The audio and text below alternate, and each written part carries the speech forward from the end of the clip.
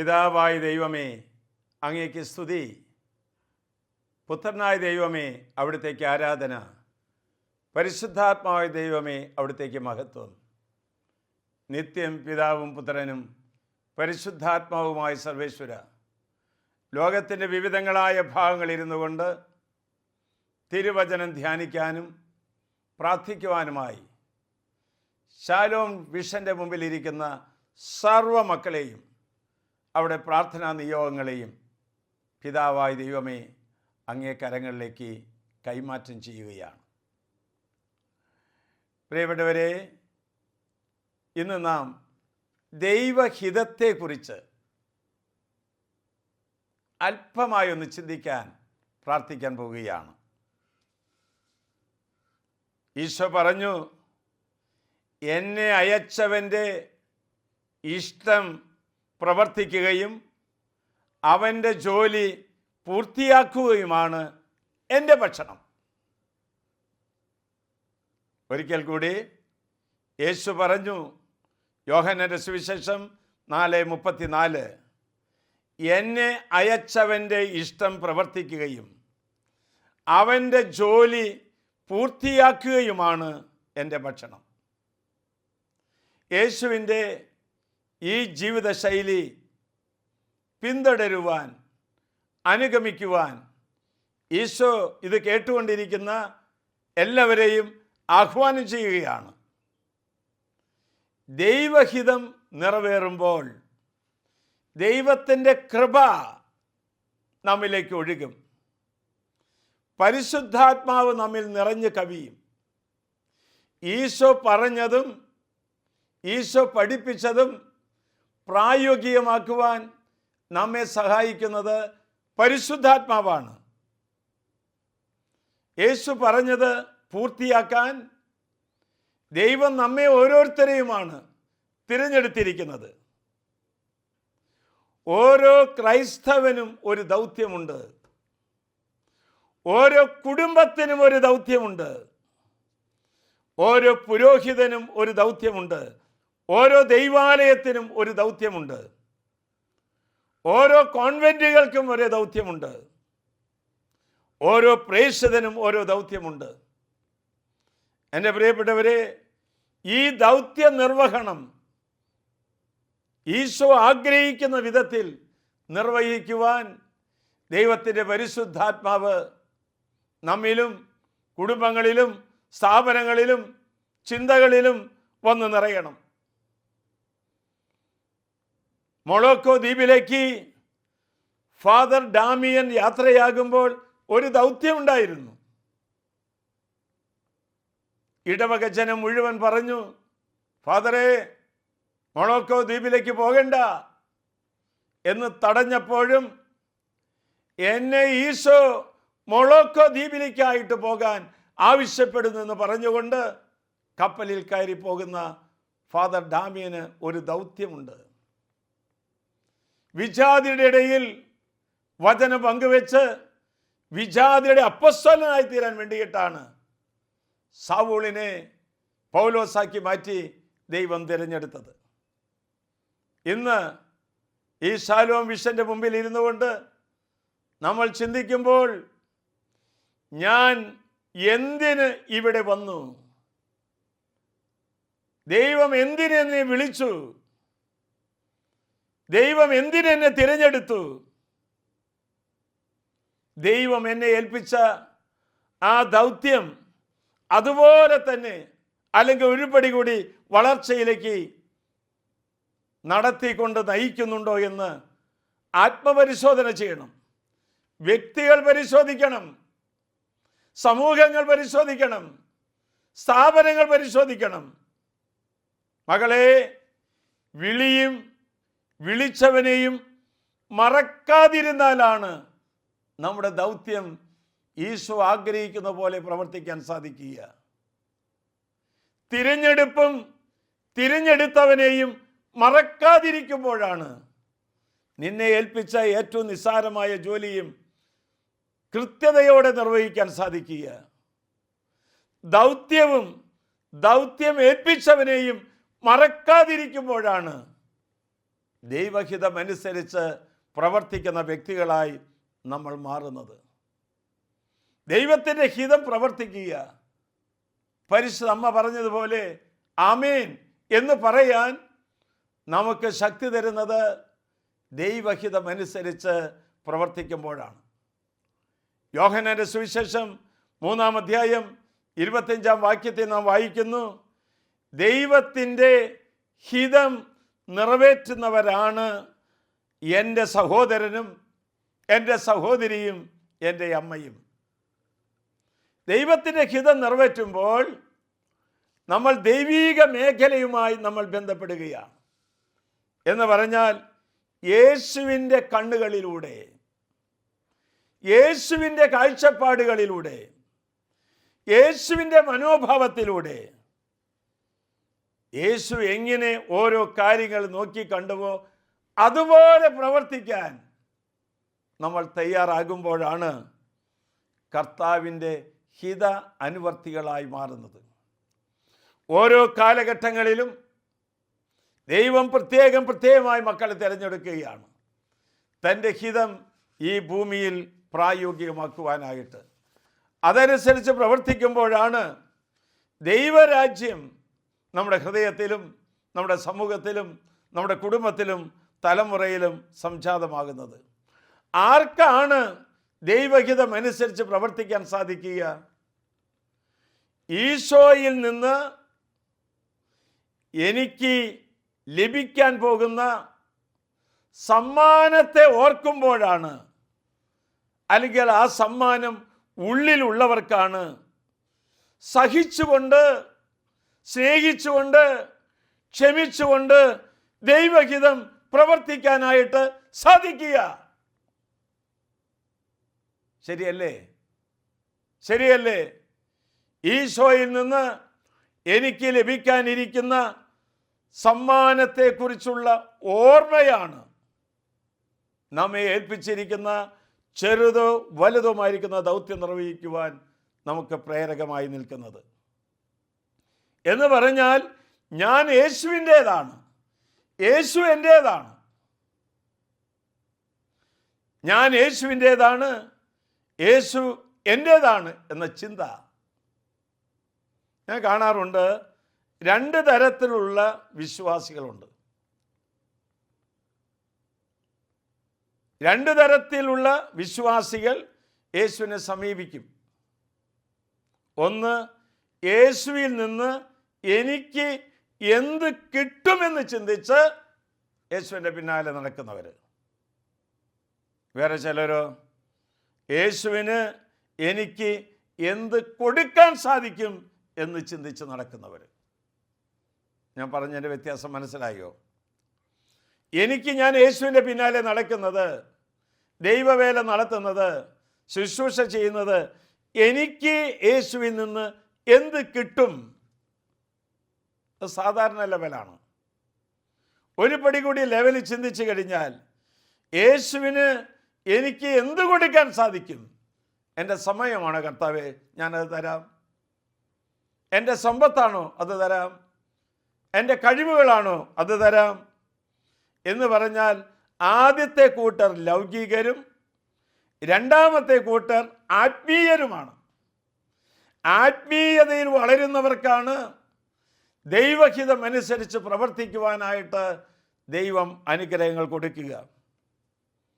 വിശുദ്ധന്മാർ യേശുവിനെ സമീപിച്ചത് എന്ത് കിട്ടുമെന്ന് വിചാരിച്ചിട്ടല്ല, എന്ത് കൊടുക്കാൻ എനിക്ക് സാധിക്കും അതിനു വേണ്ടിയിട്ടാണ് വിശുദ്ധന്മാർ യേശുവിനെ പിന്നാലെ അനുഗമിച്ചത്.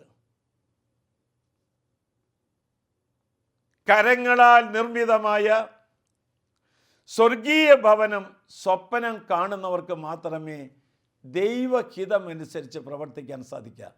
എന്താ അച്ഛൻ പറഞ്ഞത്? കരങ്ങളാൽ നിർമ്മിതമല്ലാത്ത ഒരു സ്വർഗീയ ഭവനം സ്വപ്നം കാണുന്നവർക്ക് മാത്രമേ ദൈവഹിതമനുസരിച്ച് പ്രവർത്തിക്കാൻ സാധിക്കുക. പലരും സ്വന്തം ഇഷ്ടങ്ങൾ പ്രവർത്തിച്ച് ദൈവഹിതമാണെന്ന് വ്യാഖ്യാനിക്കുന്നവരെ ഞാൻ എൻ്റെ കണ്ണാലെ കണ്ടിട്ടുണ്ട്. ഇന്ന് ദൈവമായ കർത്താവ് നമ്മോട് പറയുകയാണ്, സ്വന്തം കരങ്ങളാൽ നിർമ്മിച്ച ഭവനം നഷ്ടപ്പെട്ടു പോയാലും, തകർന്നു പോയാലും, ജപ്തി നോട്ടീസിൽ എടുത്തു പോയാലും, എനിക്ക് ദൈവം നിർമ്മിച്ചൊരു ഭവനം സ്വർഗത്തിൽ ഉണ്ട് എന്ന് അത് വിശ്വസിക്കുകയും കാണുകയും ചെയ്യുന്നവർക്കാണ് ദൈവഹിതമനുസരിച്ച് പ്രവർത്തിക്കാൻ സാധിക്കുക. വിശുദ്ധനായ നോബർട്ട് 30 വയസ്സ് വരെ ലോകം നൽകിയ സുഖങ്ങളുടെ പിറകെ ഓടി നടക്കുന്നവനായിരുന്നു. എല്ലാവർക്കും അങ്ങനെ ഒരു കാലഘട്ടം ഉണ്ടാകും. 30 വയസ്സ് വരെ ലോകം വെച്ച് നീട്ടിയ സന്തോഷങ്ങൾ, ലോകം വെച്ച് നീട്ടിയ സുഖ സൗകര്യങ്ങൾ, ജഡമോഹങ്ങൾ, മദ്യപാന ആസക്തികൾ, ഇതിൻ്റെ പിറകിൽ ഓടി നടന്നവനാണ്. എന്നാൽ ദൈവത്തിൻ്റെ ആത്മാവ് കടന്നു വന്നപ്പോൾ, ദൈവത്തിൻ്റെ ഹിതം തിരിച്ചറിഞ്ഞപ്പോൾ, കൽക്കരിക്കട്ട പോലെയുള്ള ആ ജീവിതത്തെ സ്വർഗത്തിൻ്റെ അഗ്നിയായി മാറുകയാണ്. എൻ്റെ പ്രിയപ്പെട്ടവരെ, അനുദപിച്ച് കരയാൻ, പശ്ചാത്താപത്തോടെ ദൈവത്തിൻ്റെ പക്കലേക്ക് തിരിച്ചു വരാൻ, പാപപരിഹാരം ചെയ്യാൻ, വേദനയോടെ മണിക്കൂറുകളോളം ദൈവത്തിൻ്റെ സന്നിധിയിലായിരിക്കുന്നത് ദൈവഹിതം തിരിച്ചറിയുമ്പോഴാണ്. ഇനി മറ്റൊരു തലത്തിൽ ചിന്തിച്ചു കഴിഞ്ഞാൽ, വിശുദ്ധ ഫൗസ്റ്റീന രോഗാവസ്ഥയിൽ കിടന്ന് ഞെരിപിരി കൊള്ളുമ്പോൾ കൂട്ടുകാർ പറയും അത്രേ, അതൊക്കെ തട്ടിപ്പാണ്, കാപട്യമാണെന്ന്, നാടകമാണെന്നൊക്കെ പറഞ്ഞ് കൂടെ ഉണ്ടായിരുന്നവർ പരിഹസിച്ചിരുന്നു എന്ന് ജീവചരിത്രത്തിൽ വായിച്ചിട്ടുണ്ട്. മാത്രമല്ല, അതൊരു പിശാചബാധയാണെന്ന് അതുവരെ പറഞ്ഞു വയ്ക്കുന്നു. അപ്പോഴെന്താണ് വിശുദ്ധർ ചെയ്യുന്നത്? ദൈവമേ, നീ അറിയാതെ ഒന്നും സംഭവിക്കുകയില്ലല്ലോ. എന്ത് നിയോഗത്തോടെയാണ്, എന്ത് കാഴ്ചപ്പാടിലൂടെയാണ് പ്രവർത്തിക്കുന്നതെന്ന് അവർക്ക് മനസ്സിലാകുന്നില്ലല്ലോ. അവർ ചെയ്യുന്നത് എന്തെന്ന് അവരറിയായികയാൽ അവരോട് ക്ഷമിക്കണമേ എന്ന് പ്രാർത്ഥിച്ച് അവരെ സഹായിക്കാൻ നീങ്ങുകയാണ്. കണ്ടോ, ദൈവഹിതം അനുവർത്തിക്കുമ്പോൾ. റോമക്കാർക്ക് എഴുതിയ ലേഖനം 12-ാം അധ്യായം 2-ാം വാക്യത്തിലൂടെ നമ്മോട് പറയുന്നു, നിങ്ങൾ ഈ ലോകത്തിന് അനുരൂപരാകരുത്, പ്രത്യുത നിങ്ങളുടെ മനസ്സിൻ്റെ നവീകരണം വഴി രൂപാന്തരപ്പെടുവിൻ.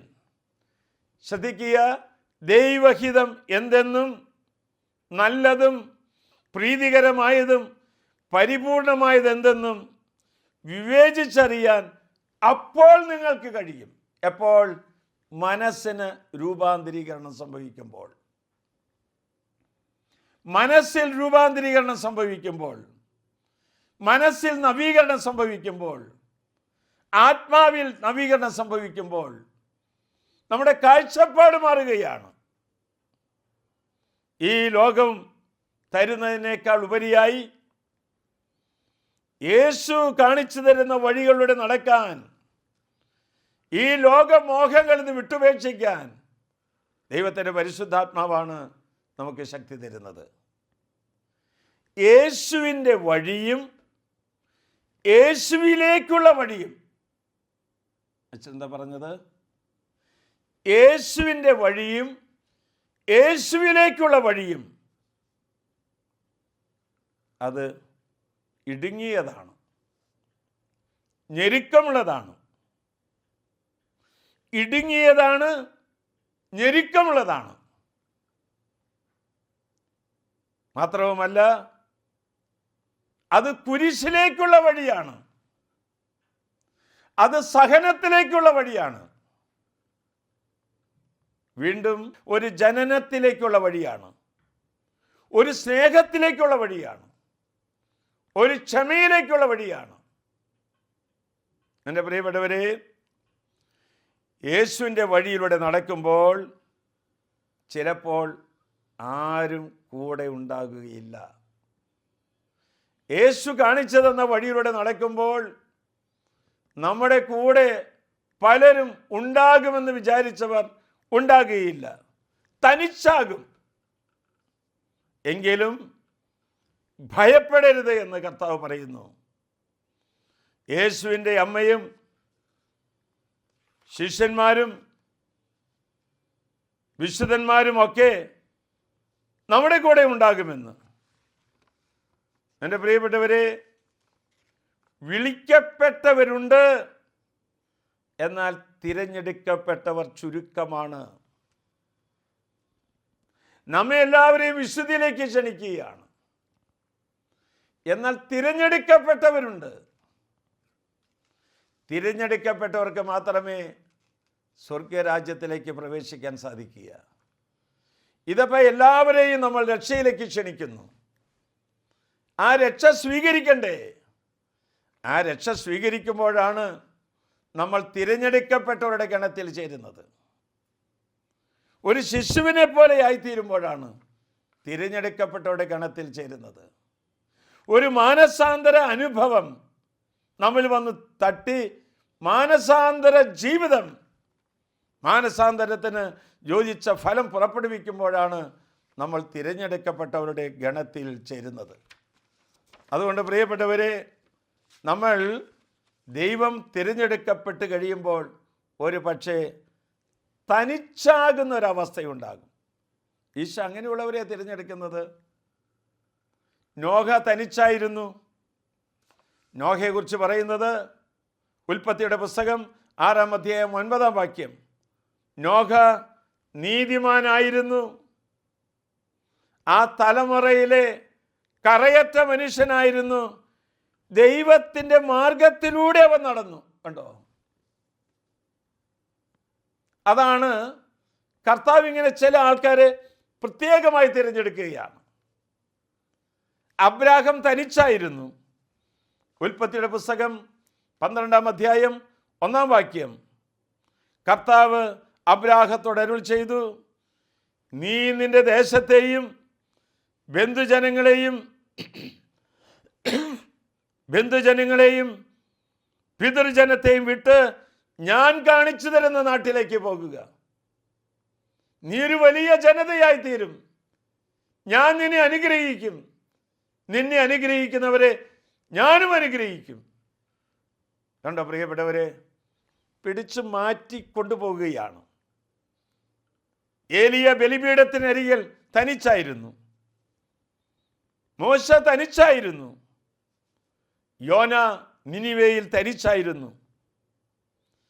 കർത്താവ് പ്രത്യേകമായ വിധത്തിൽ തൻ്റെ ഹിതം അനുഷ്ഠിക്കാൻ വേണ്ടി കൂടെ നടന്നവരിൽ നിന്നും ഒരു വ്യക്തിയെ തിരഞ്ഞെടുക്കുകയാണ്, ഒറ്റയ്ക്കാക്കുകയാണ്. വിശുദ്ധന്മാരൊക്കെ തനിച്ചായിരുന്നു. വിശുദ്ധ തോമസ് മൂർ ഹെൻറി എട്ടാമിൻ്റെ ചാൻസലറായിരിക്കുന്ന സമയത്ത് മുന്നിൽ വെച്ച് നീട്ടിയ വലിയ ഓഫറിംഗ് ഒന്നും സ്വീകരിച്ചില്ല. അതിനേക്കാൾ ഉപരിയായി യേശുവിന് വേണ്ടി മരിക്കാൻ തയ്യാറാകുകയാണ്. വിശുദ്ധ മദർ തെരേസ ഒരു കോളേജിലെ പ്രിൻസിപ്പളായിരുന്നു. അത് വേണ്ടെന്ന് വെച്ച് കൽക്കട്ടയിലെ തെരുവീതിയിലേക്ക് പാവപ്പെട്ടവളായി ഇറങ്ങുകയാണ്. പ്രിയപ്പെട്ടവരെ, ഓരോ വിശുദ്ധന്മാരെയും ദൈവം തിരഞ്ഞെടുക്കുന്നത് തൻ്റെ കൂടെ തനിച്ചാകാൻ വേണ്ടിയിട്ടാണ്. നമ്മുടെ ജീവിതത്തിൽ പലപ്പോഴും ദൈവം നമ്മെ വിളിക്കുന്നത് ദൈവത്തിൻ്റെ കരങ്ങളിലായിരിക്കാൻ വേണ്ടിയിട്ടാണ്. മനുഷ്യകരങ്ങളിൽ ആശ്രയിക്കാതെ ദൈവകരങ്ങളിൽ ആശ്രയിച്ച് മുന്നേറുന്നവർക്ക് മാത്രമേ ദൗത്യങ്ങൾ ദൈവം ആഗ്രഹിക്കുന്ന വിധത്തിൽ പൂർത്തിയാക്കാൻ സാധിക്കുക. യേശു മലയിൽ തനിച്ചായിരുന്നപ്പോഴും രാത്രിയിലായിരുന്നപ്പോഴും യേശു മലയിൽ തനിച്ചായിരുന്നു എന്ന് നാം വായിക്കുന്നുണ്ട്. എന്ന് വെച്ചാൽ പിതാവായ ദൈവത്തിൻ്റെ കൂടെയായിരുന്നു. തനിച്ചാകുക എന്ന് പറഞ്ഞാൽ പിതാവായ ദൈവത്തിൻ്റെ കൂടെയായിരിക്കുക എന്ന് ഞാൻ മനസ്സിലാക്കുകയാണ്. തനിച്ചാകുക എന്നാൽ പിതാവായ ദൈവത്തിൻ്റെ ഒപ്പം ആയിരിക്കുക എന്നതാണ്. നാം പിതാവായ ദൈവത്തിൻ്റെ ഒപ്പം ആയിരിക്കുന്നതാണ് നമ്മെ ആയിരിക്കുന്നതിന് വേണ്ടിയിട്ടാണ് നമ്മെ പലപ്പോഴും പലരൊക്കെ തിരസ്കരിക്കുകയും നിന്ദിക്കുകയൊക്കെ ചെയ്യുന്നത്. എൻ്റെ പ്രിയപ്പെട്ടവരെ, തനിച്ചായിരിക്കുമ്പോഴാണ് ശിഷ്യന്മാർ പലപ്പോഴും യേശുവിനോട് സംശയവുമായി കടന്നു വരുന്നത്. മർക്കോസിൻ്റെ സുവിശേഷം 4-ാം അധ്യായം 10-ാം വാക്യം, അവൻ തനിച്ചായപ്പോൾ 12 പേരും കൂടെ ഉണ്ടായിരുന്നു. മറ്റുള്ളവരും ചോദിച്ചു, ദൈവരാജ്യത്തിൻ്റെ രഹസ്യം നീ എപ്പോഴാണ് നൽകപ്പെടുന്നത്? വീണ്ടും പറയുന്നുണ്ട് മത്തായിയുടെ സുവിശേഷം 24-ാം അധ്യായം 4-ാം വാക്യം, തനിച്ചായിരിക്കുമ്പോൾ ചോദിക്കുകയാണ്, ആരും നിങ്ങളെ വഴി തെറ്റിക്കാതിരിക്കട്ടെ. പലരും എൻ്റെ നാമത്തിൽ വഴി തെറ്റിക്കും. എൻ്റെ നാമനിമിത്തം സർവരാലും നിങ്ങൾ ദ്വേഷിക്കപ്പെടും, പീഡനത്തിന് ഏൽപ്പിക്കപ്പെടും. അവസാനം വരെ സഹിച്ചു നിൽക്കുന്നവൻ രക്ഷ പ്രാപിക്കും. കർത്താവ് തനിച്ചായിരിക്കുമ്പോൾ അവിടുത്തോട് ചോദിച്ചാൽ അവിടുന്ന് നമ്മളോട് ഹൃദ്യമായി സംസാരിക്കും. ജീവിതത്തിൽ വല്ലപ്പോഴൊക്കെ തനിച്ചായിരിക്കുന്നത് നല്ലതാണ്. തനിച്ചാകുമ്പോൾ പ്രാർത്ഥിക്കാനുള്ള വരം കിട്ടും. തനിച്ചാകുമ്പോൾ മരണാനന്തര ജീവിതത്തെക്കുറിച്ച് അവിടുന്ന് പഠിപ്പിച്ചു തരും. തനിച്ചാകുമ്പോൾ അനുതപിക്കാനുള്ള വരം കിട്ടും. മാനസാന്തരത്തിൽ കടന്നു വരാൻ സാധിക്കും. അതുകൊണ്ട് പ്രിയപ്പെട്ടവരെ, നമ്മുടെ വിളിയും തിരഞ്ഞെടുപ്പും ദൗത്യവും അനുസരിച്ച് ജീവിക്കണമെങ്കിൽ ദൈവഹിതം അനുസരിച്ച് പ്രവർത്തിക്കണം. നമുക്ക് കണ്ണുകൾ അടയ്ക്കാം, കരങ്ങൾ കൂപ്പാം. കർത്താവാണ് എൻ്റെ കാവൽക്കാരൻ, എനിക്ക് തണലേകാൻ അവിടുന്ന് നമ്മുടെ വലത്തുഭാഗത്തുണ്ട്. ജോസഫ് പറഞ്ഞതുപോലെ, നിങ്ങൾ എനിക്ക് തിന്മ ചെയ്തു, പക്ഷെ ദൈവം അത് നന്മയാക്കി മാറ്റി. ദൈവഹിതമനുസരിച്ച് പ്രവർത്തിക്കുന്ന ഒരു മകനും മകളുമായി രൂപാന്തരം പ്രാപിക്കുവാൻ അവിടുന്ന് നമ്മെ അനുഗ്രഹിക്കട്ടെ. ആമേൻ.